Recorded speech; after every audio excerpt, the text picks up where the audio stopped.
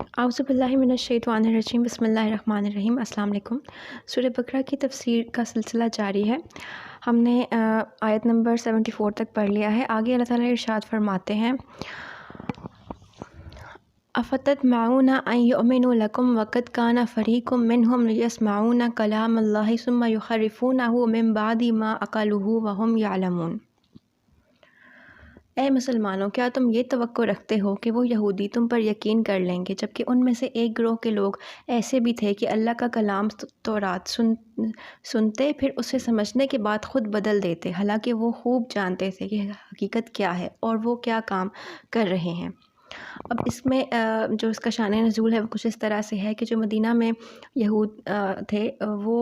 ہمیشہ سے انتظار کر رہے تھے حضور صلی اللہ علیہ وسلم کا۔ انہیں پتہ تھا کہ ایک آخری پیغمبر آئیں گے، اور ان کو یہ تھا کہ ان کی قوم میں ایک پیغمبر آئیں گے، کیونکہ موسٹلی جو پیغمبر تھے وہ انہیں کی قوم میں آتے رہے تھے، تو انہیں یہی تھا کہ جو آخری پیغمبر تھے وہ بھی ہماری قوم میں آئیں گے۔ ان کے جو علماء تھے اور اکابر تھے وہ مسلمانوں کو بھی اور وہ سب کو عرب میں بتاتے تھے کہ ایک آخری نبی آئیں گے، اور وہ ان کو بہت انتظار تھا۔ تو جب حضور صلی اللہ علیہ وسلم تشریف لائے اور کچھ یہود جو تھے یا جو کچھ لوگ تھے مسلمان ہو گئے، جو نئے مسلمان ہوئے تھے، ان کا یہ تھا کہ جب وہ مسلمان ہو گئے تو وہ دوبارہ آئے ان یہود کے پاس، اور انہوں نے کہا کہ جن نبی کا ذکر آپ کرتے ہیں وہ نبی تو آ گئے ہیں اور ہم ایمان لے آئے ہیں ان پہ، تو آپ ایمان کیوں نہیں لاتے؟ ان عالموں سے وہ پوچھتے تھے۔ تو وہ جو علماء تھے وہ کیونکہ ان کے دل میں ٹیڑھا پن تھا، تو وہ یہ کہتے تھے کہ وہ جو ہے وہ غلط ملت کر کے چیزیں بیان کرتے تھے، اور وہ کہتے تھے کہ ہم ایمان نہیں لائیں گے۔ ان کے سامنے جب قرآن کی آیات کی تلاوت کی جاتی تھی تو وہ اس کو ڈینائی کرتے تھے، کیونکہ ان کو عادت تھی اس چیز کی، اس لیے وہ اس کو وہ نہیں مانتے تھے۔ اور پھر اس سے یہ ہوتا تھا کہ جو نئے مسلمان ہوئے تھے، کچھ یہود جو مسلمان ہو گئے تھے اور جو کچھ باقی لوگ تھے وہ پریشان ہو جاتے تھے، ان کے دل میں پریشانی آ جاتی تھی، ان کو شبہ ہو جاتا تھا کہ اور جو یعنی جو اہل مکہ تھے اور جو قریش کے لوگ تھے یہ انہیں مزید اس طرح پام کرتے تھے مسلمانوں کو کہ اب جب یہود ایمان نہیں لا رہے، حالانکہ وہ تو کتاب کا علم بھی رکھتے ہیں، حکمت بھی ہے ان کے پاس اور وہ تو بہت بڑے عالم ہیں، اگر وہ لوگ ایمان نہیں لا رہے اس کا مطلب ہے کہ یہ معاذ اللہ وہ پیغمبر نہیں ہے۔ تو اس سے مسلمانوں کا جو ہے نا ایمان کو ڈگمگا دینا، مطلب یہ چیز ان کو مقصود تھی کہ مسلمان جو ہیں وہ اپنے ایمان سے بیک آؤٹ کر لیں۔ تو اللہ تعالیٰ یہاں پہ مسلمانوں کو تسلی دے رہے ہیں کہ تم جو ہو پریشان نہیں ہو، تم یہ توقع رکھتے ہو کہ یہ جو یہود ہیں یہ تمہاری باتوں کا یقین کر لیں گے، کیونکہ مسلمان تو بہت سادہ لوگ تھے۔ تو اس پہ اللہ تعالیٰ ان کو تسلی دے رہے ہیں کہ آپ پریشان نہیں ہو، یہ وہ گروہ ہے کہ جو ان کے یہ جو تورات، زبور، اس طرح کی کتب پر سننے کے باوجود ان کو ڈینائی کرتے تھے، اور قرآن کو بھی آپ ڈینائی کر رہے ہیں اور یہ اس کو نہیں مانتے، تو اس میں ان کا جو دل ہے نا اس کا قصور ہے، کیونکہ جو ان کے دل ہیں وہ بہت پتھر کے ہو گئے ہیں، بہت سخت ہیں۔ تو تو آپ ان کے اوپر ریلائی مت کریں اور ان کے اوپر ڈیپینڈ مت کریں، آپ ایمان لے کر آئیں اور اللہ اور نبی صلی اللہ علیہ وسلم کا جو ہے وہ ساتھ دیں۔ تو یہاں پر وہ سب باتیں اللہ نے کہی ہیں۔ اب اس میں اللہ نے ایک اور چیز کہی کہ حالانکہ وہ خوب جانتے تھے، یعنی کہ وہ بہت زیادہ جانتے تھے، یہود جو تھے وہ آپ صلی اللہ علیہ وآلہ وسلم کو ایسے پہچانتے تھے کہ جیسے کوئی اپنے بیٹوں کو پہچانتا ہے، یعنی کہ اتنی زیادہ واضح نشانیاں تورات میں موجود تھیں۔ آپ صلی اللہ علیہ وسلم کی جو ہے بچپن کا ذکر، ان کی مطلب سارے احوال اس میں موجود تھے، آپ صلی اللہ علیہ وسلم کی جو صفات ہیں اور جو ان کا حلیہ اور سب چیزیں اس میں موجود تھیں، لیکن وہ اس کے باوجود اس کو نہیں مانتے تھے۔ کیوں نہیں مانتے تھے؟ کیونکہ ان کے دل میں خوف تھا کہ ہماری سرداری چلی جائے گی، اور ان کو یہ تھا کہ وہ بڑے زوم میں رہتے تھے کہ ہمارے قوم میں پیغمبر آنا چاہیے تھا، وہ کسی اور قوم میں یعنی عرب میں کیسے آ گئے؟ عرب کے لوگوں کو تو وہ بدو اور جاہل سمجھتے تھے، تو وہ کہتے تھے کہ پیغمبر تو آتے ہی ہماری قوم میں۔ تو یہ یہاں پہ اس چیز کا ذکر ہے۔ آگے ارشاد فرمایا، وَإِذَا لَقُوا الَّذِينَ آمَنُوا قَالُوا آمَنَّا وَإِذَا خَلَا بَعْضُهُمْ إِلَىٰ بَعْضٍ قَالُوا أَتُحَدِّثُونَهُم بِمَا فَتَحَ اللَّهُ عَلَيْكُمْ لِيُحَاجُّوكُم بِهِ عِندَ رَبِّكُمْ أَفَلَا تَعْقِلُونَ۔ اور ان کا حال تو یہ ہو چکا ہے کہ جب اہل ایمان سے ملتے ہیں تو کہتے ہیں کہ ہم بھی تمہاری طرح حضرت محمد صلی اللہ علیہ وآلہ وسلم پر ایمان لے آئے ہیں، اور جب آپس میں ایک دوسرے کے ساتھ تنہائی میں ہوتے ہیں تو کہتے ہیں کیا تم ان مسلمانوں سے نبی آخر الزماں صلی اللہ علیہ وآلہ وسلم کی رسالت اور شان کے بارے میں وہ باتیں بیان کر دیتے ہو جو اللہ نے تم پر تورات کے ذریعے نازل کی ہیں، ظاہر کی ہیں، تاکہ اس سے وہ تمہارے رب کے حضور تمہیں پر حجت قائم کرے، کیا تم اتنی عقل بھی نہیں رکھتے ہیں؟ مطلب یہاں پہ ان کی بے وقوفی دکھائی گئی ہے۔ اللہ تعالیٰ نے اس کا ذکر کیا ہے کہ یہ جب مسلمانوں میں ہوتے تھے تو بہت ان کے ساتھ اچھے ہو جاتے تھے اور کہتے تھے کہ ہاں ہمیں مان لیں۔ یہاں پہ جو کچھ منافقین ہیں ان کا بھی ذکر ہے، اور جب یہ آپس میں بیٹھتے تھے تو کہتے تھے کہ جب مطلب مسلمانوں میں بیٹھتے تھے نا تو آپ وسلم کی کبھی کوئی مداح بیان کر دی، کوئی تعریف کر دی، یا کوئی اسلام کے بارے میں اچھی بات کہہ دی، یا جو نشانیاں ان کو پتہ ہوتی تھیں وہ بیان کر دیں کبھی، تو جب آپس میں بیٹھتے تھے تو جو دوسرے لوگ ہوتے تھے، جو دوسرے سردار ہوتے تھے، وہ ان سے کہتے تھے کہ آپ نے مسلمانوں کو بھی نشانیاں بتا دی ہیں، اب اگر وہ اللہ تعالیٰ کے پاس یہ دلیل لے کر آ گئے کہ یہود کو تو یہ پتہ ہے اور وہ پھر بھی ایمان نہیں لاتے، تو پھر تم کیا کرو گے؟ مطلب وہ آپس میں یہ ان کی مطلب دکھایا گیا کہ وہ کتنے جاہل تھے، اور ان کو ایک بات سمجھ نہیں آ رہی تھی کہ اب اگر ایک نبی جو ہیں وہ مبعوث ہو گئے ہیں کسی اور قوم میں، تو تم لوگ جو ہو اتنا انتظار کرے، اگر تم واقعی اپنے ایمان میں اتنے سچے ہو اور اللہ سے تمہیں اتنی زیادہ وہ لگن ہے تو پھر تم ایمان لے آؤ، اگر اتنی ہدایت یافتہ ہو تو نبی کو مان لو، لیکن نہیں، وہ نہیں مانتے، تو ان کے دل میں بغض تھا نبی کے لیے۔ تو اس سے ہمیں یہ سبق ملتا ہے کہ نبی کے لیے دل میں بغض نہیں رکھنا چاہیے کسی بھی۔ اس کے علاوہ یہ کہ جو کوئی بھی آپ کے امیر ہوں، کوئی بھی آپ کے جن کو آپ فالو کرتے ہیں نا، ان کے لیے دل میں بغض نہیں رکھنا چاہیے انسان کو، ان کو فالو کرنا چاہیے، کیونکہ وہ جو ہے اللہ سے قرب الہی کا باعث ہوتے ہیں، ٹھیک ہے؟ تو اس طرح نہیں کرنا چاہیے۔ اور اس میں ایک اور سبق ہمیں یہ ملتا ہے کہ ان کے اپنے دلوں میں ٹیڑھا پن تھا جس کی وجہ سے وہ ایمان نہیں لاتے تھے۔ اس کا مطلب یہ ہرگز نہیں تھا کہ اللہ انہیں ہدایت نہیں دیتا تھا۔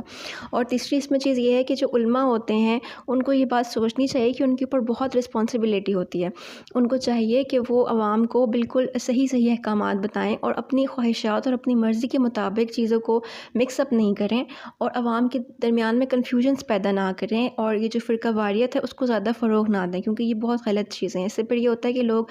تنگ آ جاتے ہیں، اور پھر وہ اسلام، وہ جو دین ہوتا ہے اس کو فالو، ان کو لگتا ہے کہ بہت مشکل کام ہے اور یہ بہت مشکل چیزیں ہیں اور یہ بہت کنفیوژنس ہیں اور ہم سے نہیں ہوگا، تو وہ پھر بالکل فالو ہی نہیں کرتے چیزوں کو سمپل رکھنا چاہیے، اور ایز اٹ از جیسی اللہ تعالیٰ نے نازل فرمائی ہیں ان کو ویسے ہی بیان کرنا چاہیے، اور علماء پہ یہ بہت بڑی رسپانسبلٹی ہوتی ہے۔ اور اس میں ایک اور چیز یہ بھی ہے کہ جو بھی احکامات ہیں ان پر انسان کو خود بھی عمل کرنا چاہیے، کیونکہ جو سب سے بڑی تبلیغ ہوتی ہے وہ انسان کے اعمال ہوتے ہیں، جو اس کا عمل ہوتا ہے، because action speaks louder than words, تو یہ انسان کو بات یاد رکھنی چاہیے۔ آگے ارشاد فرمایا او لا یعلمون ان اللہ یعلم ما یسرون وما یعلنون، کیا وہ نہیں جانتے کہ اللہ کو وہ سب کچھ معلوم ہے جو وہ چھپاتے ہیں اور جو وہ ظاہر کرتے ہیں؟ یعنی کہ اس پچھلی آیت سے اس کا لنک بنتا ہے کہ اگر وہ یہ سمجھتے ہیں کہ وہ اوپر سے ڈینائی کریں گے لیکن ان کے دلوں کا حال تو اللہ جانتا ہے، اللہ کو پتہ ہے کہ ان کو سب کچھ پتہ ہے، لیکن وہ جان بوجھ کر ایمان نہیں لاتے، تو وہ جو یہ چھپا رہے ہیں یہ وہ بس محض اپنی جہالت میں چھپا رہے ہیں۔ اس کا مطلب ہے کہ انہیں اللہ کی قدرت کا ادراک ہی نہیں ہے۔ تو یہ چیز انسان کو سوچنی چاہیے۔ اور سم ٹائمز ہم اس طرح ہو جاتا ہے اکثر انسانوں سے کہ ہم گناہ کرتے ہیں تو ہم ان کو جسٹیفائی کرتے ہیں، اپنے گناہوں کو، اپنی خواہشات کو ہم جسٹیفائی کر رہے ہوتے ہیں، تو اس چیز کو بھی انسان کو دیکھنا چاہیے۔ آگے ارشاد فرمایا وَمِنْهُمْ أُمِّيُّونَ لَا يَعْلَمُونَ الْكِتَابَ إِلَّا أَمَانِيَّ إِنْ هُمْ إِلَّا يَظُنُّونَ، اور ان یہود میں سے بعض ان پڑھ بھی ہیں جنہیں سوائے سنی سنائی جھوٹی امیدوں کے کتاب کے معنی و مفہوم کا کوئی علم ہی نہیں، وہ کتاب کو صرف زبانی پڑھنا جانتے ہیں، یہ لوگ محض وہم و گمان میں پڑے رہتے ہیں۔ یعنی کہ کچھ لوگ اس طرح کے بھی ہیں یہود میں کہ وہ عالم بن کر بیٹھے ہیں لیکن وہ علماء نہیں ہیں، وہ ان کو تو کوئی کتاب کا نالج ہے ہی نہیں، وہ اپنی خواہشات کے مطابق احکامات کو مکس اپ کر دیتے ہیں، یا وہ کیا کرتے تھے، ایک چیز یہ کرتے تھے کہ چینج کر دیتے تھے، ٹوٹل احکامات کو چینج کر دیتے تھے۔ دوسری چیز وہ کیا کرتے تھے کہ مکس اپ کر دیتے تھے، آدھا حکم رہنے دیتے تھے، آدھا اپنی مرضی کا ڈال دیتے تھے، اور کچھ یہ کرتے تھے ساتھ میں کہ جو احکامات نازل ہوئے ہیں انہیں چھپا دیتے تھے، انہیں لوگوں کو بتاتے بھی نہیں تھے۔ یہ 3 طرح کے کریکٹرسٹکس تھے ان میں، وہ یہ کام کیا کرتے تھے۔ تو یہاں ہمارے لیے سبق ہے کہ ہمیں جو بھی چیز پتہ ہو وہ دوسروں کو بتانی چاہیے، جس طرح سے، اور علماء کے اوپر وہی بات ہے کہ بہت زیادہ رسپانسبلٹی ہے اس چیز کی۔ اور اس میں ایک اور بات یہ بھی ہے کہ وہ اپنے اجتہاد کہتے ہیں کہ اپنے وہم و گمان سے، جیسے مسلمانوں میں بھی یہ چیز ہوتی ہے کہ ہمیں جو بھی مسئلہ ہے اس کا ہمیں حل قرآن پاک سے ملتا ہے یا حدیث سے ملتا ہے، اور پھر شریعت میں ساری چیزوں کے حل موجود ہیں۔ اس کے بعد فقہ آتی ہے۔ فقہ میں جو ہے علماء کرام جو ہے اپنے اجتہاد سے کرتے ہیں۔ دیکھیں ہر چیز کا ہر مسئلے کا حل قرآن پاک میں موجود ہے۔ اب پرانے دور میں، اس دور میں جو چیزیں استعمال ہوتی تھیں، جس طرح کے مسائل ہوتے تھے، ان کے حل تو ہمیں حدیث میں ملتے ہیں، لیکن بہت ساری ایسی چیزیں ہیں جو کہ ماڈرن سوسائٹی میں، ماڈرن دور میں ہمیں، اگر ہم اس حدیث سے اگر ان کا مطلب ہم کوئی گائیڈنس لینا چاہیں تو وہ ہمیں ایز اٹ از اس طرح نہیں ملتی، لیکن ہم پھر جو علماء کرام ہوتے ہیں وہ اجتہاد سے جو ہے نا اس چیز کو کرتے ہیں کہ اس میں قریب ترین جو ہے اللہ کے نزدیک جو اچھی چیز ہوگی وہ جو ہے وہ احکام وہ بتاتے ہیں کہ پھر وہ اس طرح سے کرنا ہوگا۔ تو یہ فقہ میں جو ہے سارے اسلوب اور اصول موجود ہیں۔ تو یہ اجتہاد کا طریقہ مسلمانوں میں بھی رائج ہے، لیکن جو یہاں پہ یہود کی بات ہو رہی ہے وہ یہ کہ وہ تو جو ٹوٹل جو ان کے اوپر کتاب کی جو باتیں ہوتی تھیں، جو آیات ہوتی تھیں، وہ انہی میں چینج کر دیتے تھے۔ تو ان کا جو گمان تھا وہ اپنے گمان پہ چلتے تھے، اور قرآن وہ جو ان کی تورات تھی یا جو ان کا اللہ تعالیٰ ان کو احکامات دیتے تھے اس کو بالکل فالو نہیں کرتے تھے۔ تو یہاں پہ اس چیز کا ڈفرینس ہے۔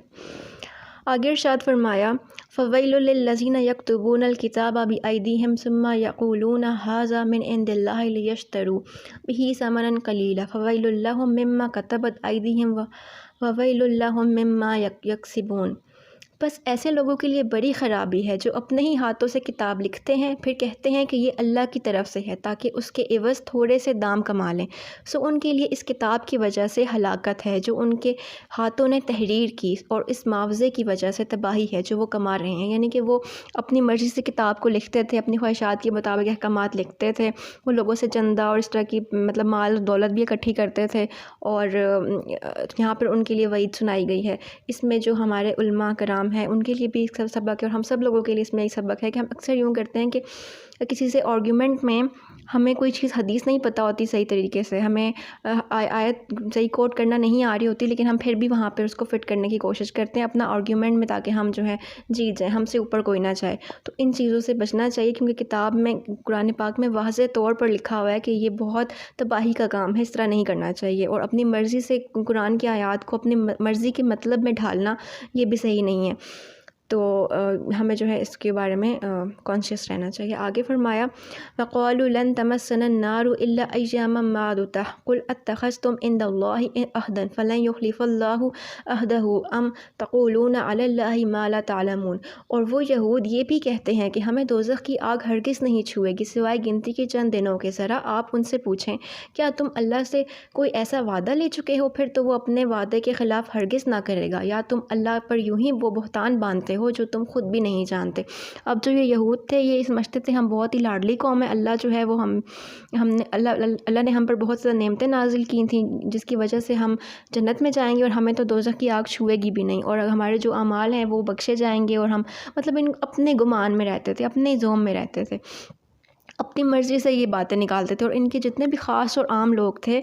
عالم، چاہے وہ علماء تھے چاہے جو ان کی رعایا تھی، وہ سب یہی بات سمجھتے تھے۔ اور یہ آپ آج بھی دیکھ لیں کہ جو جوز ہوتے ہیں، جو یہود ہوتے ہیں، یہ اپنے آپ کو بہت زیادہ سپیریئر سمجھتے ہیں، اور ان کے دل آپ آج بھی دیکھ لیں بہت سخت ہوتے ہیں۔ جتنی بھی قومیں ہیں نا ان میں یہود جو ہیں ان کے دل بہت سخت ہوتے ہیں۔ وہ جو ایک پیچھے سے ایک آتی ہے نا پھٹکار، وہ اب ان کی نسلوں میں جاری ہو گئی، اور ابھی تک ان کے اوپر ایسی پڑی ہے کہ یہ بہت ڈینائی کرتے ہیں حق کو۔ تو اس وجہ سے اللہ تعالیٰ نے ان کے اندر وہ چیز ڈال دی کہ یہ بہت زیادہ دل ان کے سخت ہو گئے ہیں، اور اپنے آپ اور ایک سپیریورٹی کمپلیکس میں یہ رہتے ہیں، اور یہ سمجھتے ہیں کہ ہم بہت زیادہ اعلیٰ قوم ہیں، اور ہم پہ تو بہت زیادہ انبیاء کا نزول ہوا تھا، اور ہمارے پاس بہت ساری کتب ہیں، یعنی کہ تورات اور زبور، اور اس کے علاوہ حضرت ابراہیم علیہ السلام کے اوپر بھی مختلف صحیفے نازل ہوئے تھے، اور عیسیٰ علیہ السلام پہ انجیل، تو وہ تو عیسائی تھے جو وہ ان کو فالو کرتے تھے۔ اچھا، تو اس وجہ سے نا ان کو بہت زیادہ زوم تھا، اور یہ کہتے تھے کہ ہمیں تو جو ہے نا مسلمانوں سے کہتے تھے کہ ہمیں تو آگ چھوئے گی بھی نہیں۔ تو اللہ تعالیٰ نے فرمایا کہ آپ وسلم سے کہ آپ ان سے پوچھیں کہ کیا یہ اللہ سے کوئی وعدہ لے کر آئیں؟ اگر تو یہ اللہ سے وعدہ لے کر آئیں تو اللہ تو وعدے کے خلاف نہیں کرتا، اللہ کا تو وعدہ سچا ہوتا ہے، لیکن یہ جو کہتے ہیں وہ بالکل غلط کہتے ہیں، اور یہ اللہ پر بہتان باندھتے ہیں، مطلب کہ اللہ کے بارے میں ایسی باتیں کرتے ہیں اور گمان کرتے ہیں جو کہ ہیں ہی نہیں، جو کہ حق ہیں ہی نہیں، جن کا کوئی وجود ہی نہیں ہے۔ تو انسان کو ہمیشہ اپنی سٹیٹمنٹس پر غور کرنا چاہیے، اور مطلب ان کا بتایا گیا ہے کہ کیونکہ یہ کفر میں بہت آگے نکل گئے تھے، اس وجہ سے جو ان کے دل تھے وہ اور سخت ہو گئے تھے، اور ہدایت ان کو نہیں ملتی تھی۔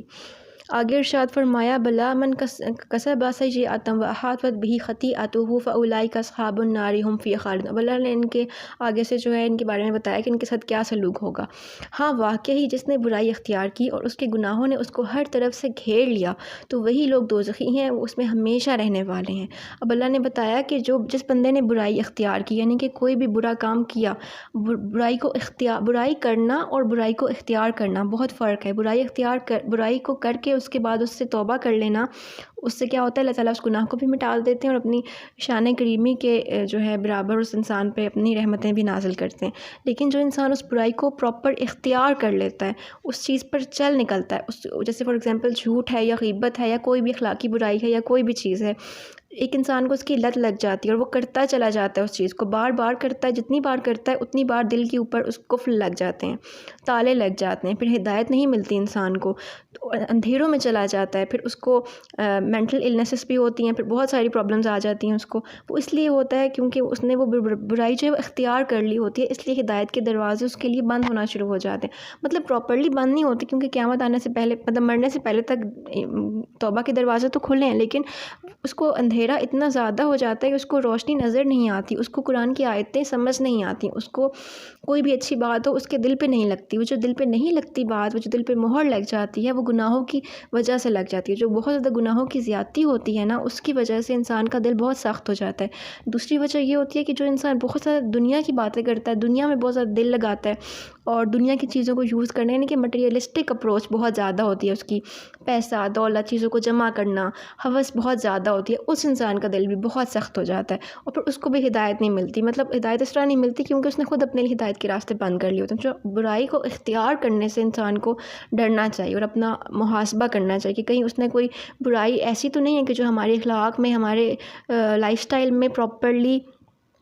مطلب رچ بس گئی ہے، ہمیں وہ الگ لگتی ہی نہیں ہے، تو اس پر انسان کو غور کرنا چاہیے کیونکہ پھر وہی برائیاں انسان کو گھیر لیتی ہیں اور پھر قیامت میں اللہ نے بتایا کہ وہ انسان دوزخ میں جائے گا اور وہ ہمیشہ اس میں رہے گا۔ تو اس میں یہ ہے کہ ایمان والے ہمیشہ دوزخ میں نہیں رہیں گے، لیکن جتنا انہوں نے برائیاں کی ہوں گی اس کا وہ عذاب بھگت کے اس کے بعد ان کو جنت میں ڈالا جائے گا۔ اب جہاں پہ اللہ دوزخ کی بات کرتے ہیں وہاں اپنی رحمت کی اور پھر جنت کی بات کرتے ہیں، اس لیے ارشاد فرمایا والذین آمنوا وعملوا الصالحات اولئک اصحاب الجنۃ ھم فیہا خالدون۔ اور جو لوگ ایمان لائے اور انہوں نے نیک عمل کیے تو وہی لوگ جنتی ہیں اور وہ اس میں ہمیشہ رہنے والے ہیں، یعنی کہ جو جنت میں ایک دفعہ چلا جائے گا پھر وہ اس میں ہمیشہ رہے گا، اس کو اس سے نکالا نہیں جائے گا۔ اور اس میں جو ہے دو تقاضے ہیں جنت میں جانے کے، صرف ایمان لانا کافی نہیں اور صرف نیک اعمال کافی نہیں ہے، ایمان لا کر نیک اعمال کرے گا جو وہی جنت میں جائے گا۔ صرف یہ نہیں سمجھیں کہ صرف نیک مطلب ایمان لے آئیں تو بس کافی ہو گیا، یا صرف نیک اعمال جو ہیں وہ کسی کو لے جائیں گے جنت میں۔ ایمان اور اعمال دونوں چیزیں جو ہیں ضرورت ہوں گی۔ وَإِذْ أَخَذْنَا مِيثَاقَ بَنِي إِسْرَائِيلَ لَا تَعْبُدُونَ إِلَّا اللَّهَ وَبِالْوَالِدَيْنِ إِحْسَانًا وَذِي الْقُرْبَى وَالْيَتَامَى وَالْمَسَاكِينِ وَقُولُوا لِلنَّاسِ حُسْنًا وَأَقِيمُوا الصَّلَاةَ وَآتُوا الزَّكَاةَ ثُمَّ تَوَلَّيْتُمْ إِلَّا قَلِيلًا مِّنكُمْ وَأَنتُم مُّعْرِضُونَ۔ اور وہ وقت یاد کرو جب ہم نے اولاد یعقوب سے پختہ وعدہ لیا کہ اللہ کے سوا کسی اور کی عبادت نہ کرنا اور ماں باپ کے ساتھ اچھا سلوک کرنا اور قرابت داروں اور یتیموں اور محتاجوں کے ساتھ بھی بھلائی کرنا اور عام لوگوں سے بھی نرمی اور خوش خلقی کے ساتھ نیکی کی بات کہنا اور نماز قائم رکھنا اور زکوٰۃ دیتے رہنا، پھر تم میں سے چند لوگوں کے سوا سارے اس عہد سے روگرداں ہو گئے اور تم حق سے گریز ہی کرنے والے ہو۔ ابھی اللہ تعالیٰ نے بنی اسرائیل کو، اولاد یعقوب سے مراد بنی اسرائیل ہیں، انہیں ایک اور وعدہ یاد دلایا ہے کہ اللہ نے تم سے وعدہ لیا تھا اور انہوں نے وعدہ کیا تھا اللہ تعالیٰ سے کہ یہ اچھے اعمال کریں گے، یعنی جو تورات میں احکامات نازل ہوئے ان کا ذکر ہے کہ اللہ تعالیٰ نے ان سے کہا تھا کہ شرک نہیں کرنا، ایک اس کے علاوہ ماں باپ سے اچھا سلوک کرنا۔ اب جتنی بھی چیزیں یہاں بیان ہوئی ہیں یہ ساری اسلام کا طریقہ ہے، یعنی کہ اللہ تعالیٰ کا جو پسندیدہ دین ہے وہ اسلام ہی ہے۔ یہ جو پچھلی جتنی بھی قومیں گزری ہیں انہوں نے اپنی مرضی سے اس میں چینجز کر کے نا اسلام کو کسی اور رنگ میں ڈھال لیا، تو وہ ان کی چیزیں چینج ہو گئی۔ ہاں ان کی جو شریعتیں تھیں پچھلی ان میں کچھ احکامات واقعی چینج تھے جو اب جو ہے وہ منسوخ ہو گئے ہیں، لیکن بہت ساری چیزیں جو بیسک ہیں وہ یہی ہے کہ دین جو ہے وہ صلح کا دین ہے، اسلام جو ہے وہ سلامتی کا دین ہے، تو ان کو بہت اس طرح کے احکامات ملے تھے، مینرز میں کیسے اچھے رہنا ہے اور مطلب سارے ایک براڈر اسپیکٹ اللہ تعالیٰ نے جو ہے ہر چیز کا بیان کیا۔ لیکن یہ کیا کرتے تھے، ان چیزوں کو بھول جاتے تھے، پھر ڈینائی کرتے تھے احکامات کو اور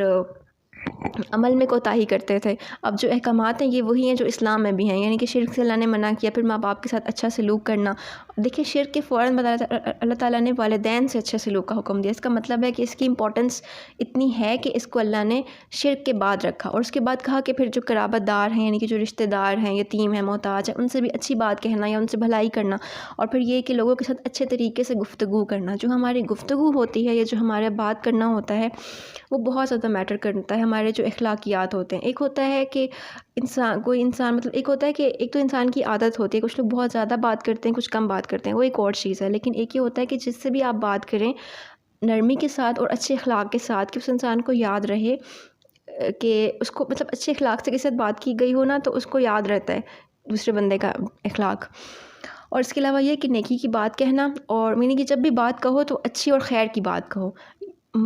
تو دیکھیں جب انسان نیکی کی اور خیر کی بات کہے گا تو اس کا مطلب ہے کہ پھر جھوٹ، غیبت، چغلی، یہ سب چیزیں اس کی باتوں میں سے نکل جائیں گی۔ اس کا مطلب ہے پھر یہ اس کی لائف سٹائل میں سے بھی نکل جائیں گی، اور پھر انسان صرف اچھی بات ہی کہے گا۔ پھر یہ کہ نماز قائم کرنا اور زکوٰۃ دیتے رہنا، یعنی کہ ان کو بھی نماز کا حکم تھا۔ اور پھر یہ کہ اللہ نے کہا کہ چند لوگوں کے سوا باقی سب جو ہے وہ روگرداں ہو گئے، سب نے حکم عدولی کی، اور تم لوگ تو حق سے ہو ہی ایسے کہ تم لوگ کبھی بھی حق کو مانتے ہی نہیں۔ اللہ ان کو یاد دلا رہا ہے، اور یہ جو مدینے کے یہود تھے ان کو اللہ یاد دلا رہا ہے کہ تمہارا تو طریقہ ہمیشہ سے ایسا رہا ہے کہ تم تو ڈینائی کرتے ہو چیزوں کو، حق بات کو۔ تو اب یہ تھا کہ جو ان کے یہود کے جو بڑے بڑے علماء تھے ان میں سے بھی کچھ اس طرح کے تھے جو کہ بعد میں ایمان لائے تھے، جیسے حضرت عبداللہ بن سلام ہیں، وہ بہت بہت مشہور صحابی ہیں، وہ بہت بڑے یہود کے عالم تھے، اور پھر بعد میں وہ ایمان لے کر آئے تھے۔ آگے ارشاد فرمایا وَإِذْ أَخَذْنَا مِيثَاقَكُمْ لَا تَسْفِكُونَ دِمَاءَكُمْ وَلَا تُخْرِجُونَ أَنفُسَكُمْ مِنْ دِيَارِكُمْ ثُمَّ أَقْرَرْتُمْ وَأَنْتُمْ تَشْهَدُونَ۔ اور جب ہم نے تم سے یہ پختہ عہد بھی لیا کہ تم آپس میں ایک دوسرے کا خون نہیں بہاؤ گے، اور نہ اپنے لوگوں کو اپنے گھروں اور بستیوں سے نکال کر جلا وطن کرو گے، پھر تم نے اس امر کا اقرار کر لیا اور تم اس کی گواہی بھی دیتے ہو۔ اب اس میں اللہ تعالیٰ نے ان کو ایک اور عہد یاد دلایا ہے۔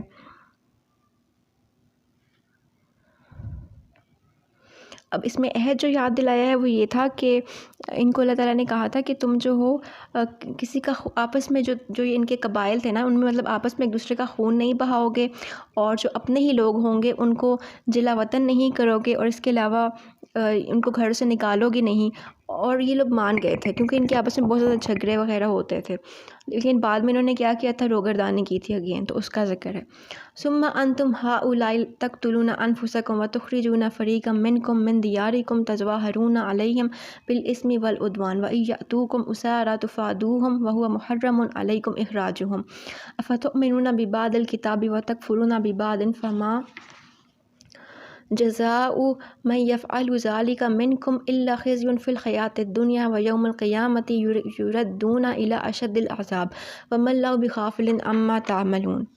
پھر انہوں نے کیا کیا تھا، کیا طرز عمل تھا ان کا، اس کا ذکر ہے۔ پھر تم ہی وہ لوگ ہو کہ اپنوں کو قتل کر رہے ہو اور اپنے ہی ایک گروہ کو ان کے وطن سے باہر نکال رہے ہو، اور یہ کہ ان کے خلاف گناہ اور زیادتی کے ساتھ ان کے دشمنوں کی مدد بھی کرتے ہو، یعنی کہ اتنے زیادہ حد سے بڑھ گئے ہو۔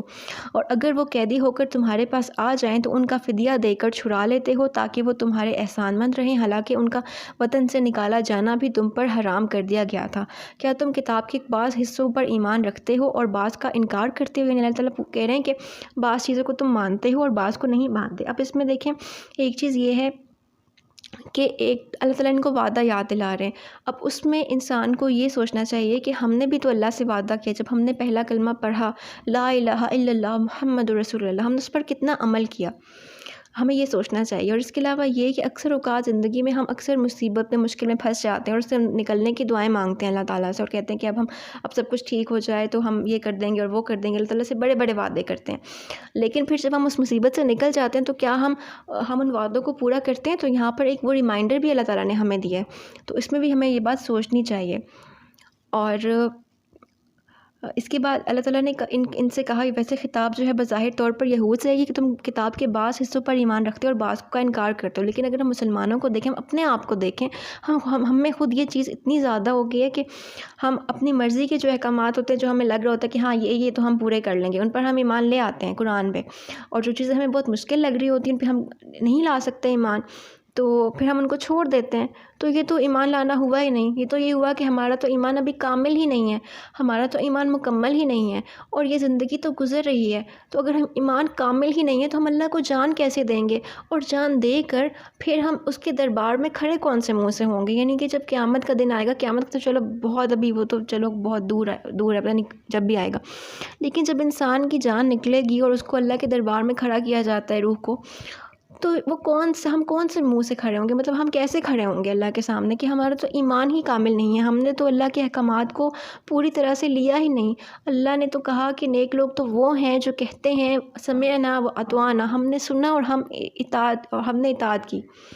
یعنی کہ بس سن لیا اور ایکسیپٹ کر لیا اور سبمٹ کر دیا ٹورڈز دا ول آف اللہ کہ یا اللہ جو آپ نے چاہا بس وہی ٹھیک ہے۔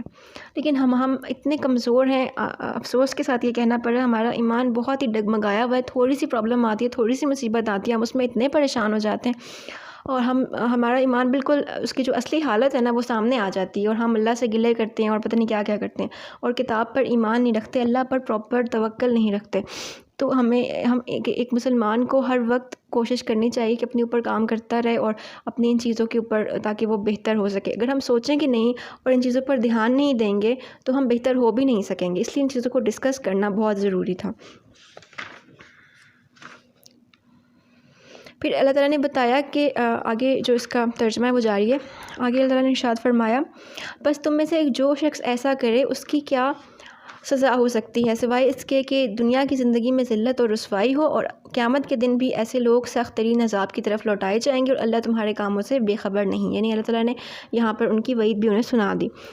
آگے ارشاد فرمایا، اولئک الذین اشتروا الحیاۃ الدنیا بالآخرۃ فلا یخفف عنہم العذاب ولا هم ینصرون، یہی وہ لوگ ہیں جنہوں نے آخرت کے بدلے میں دنیا کی زندگی خرید لی ہے، پس نہ ان پر سے عذاب ہلکا کیا جائے گا اور نہ ہی ان کو مدد دی جائے گی۔ یعنی کہ جو اپنی منمانی کرتے ہیں، اپنی خواہشات کی پیروی کرتے ہیں، تو انہوں نے کیا کیا؟ اصل میں دنیا کی زندگی کو خرید لیا آخرت کے بدلے میں، انہوں نے بہت گھاٹے کا سودا کیا ہے، اور وہ اللہ کے احکامات کو نہیں مانتے۔ تو اب یہ ہے کہ ان کو جو ہے قیامت کے دن اللہ تعالیٰ کہہ رہے ہیں کہ وہ اتنا زیادہ عذاب ہوگا، اور وہ عذاب ہلکا بھی نہیں کیا جائے گا، یعنی کہ کم بھی نہیں کیا جائے گا، اور کوئی مدد نہیں ملے گی، چاہے وہ اب ایک یہ روایت سے پتہ چلتا ہے کہ اگر کوئی بھی انسان جس کو عذاب ہو رہا ہوگا آخرت میں، اگر وہ چاہے گا بھی کہ میرے جتنا بھی مال و دولت ہے اور جو بھی چیزیں ہیں وہ ساری وہ دینا بھی چاہے گا نا اس عذاب کے بدلے میں، تو وہ نہیں لیا جائے گا، اللہ نہیں لے گا اس سے، اور اس کا جو عذاب ہوگا وہ کیونکہ اس کے برے اعمال ہیں تو اس کا عذاب ہوگا۔ اللہ تعالیٰ جو ہے وہ پراپر انصاف کرنے والے ہیں، تو اس کے انصاف سے ڈرنا چاہیے، اور انسان کو بس چاہیے کہ اس کا کرم مانگے، ہمارے اعمال ہم کرتے بھی رہیں تو وہ اس قابل نہیں ہے کہ اس کے دربار میں ہم کھڑے ہو سکیں، تو بس اس سے اس کا فضل، اس کا کرم مانگنا چاہیے، ایک سیدھی ڈائریکشن مانگنی چاہیے اللہ سے، اور یہ دعا مانگنی چاہیے کہ وہ ہمیں ہمارے نفس کے حوالے نہ کرے، ہمیں شیطان کے حوالے نہ کرے، اور شیطان کے وساوس جو آتے ہیں انسان کو اس سے پناہ مانگنی چاہیے۔ اور بس یہاں آج تک ہمارے 10 رکوع مکمل ہو چکے ہیں، آج کے لیے اتنا ہی، وآخر دعوانا الحمد للہ رب العالمین۔ اعوذ باللہ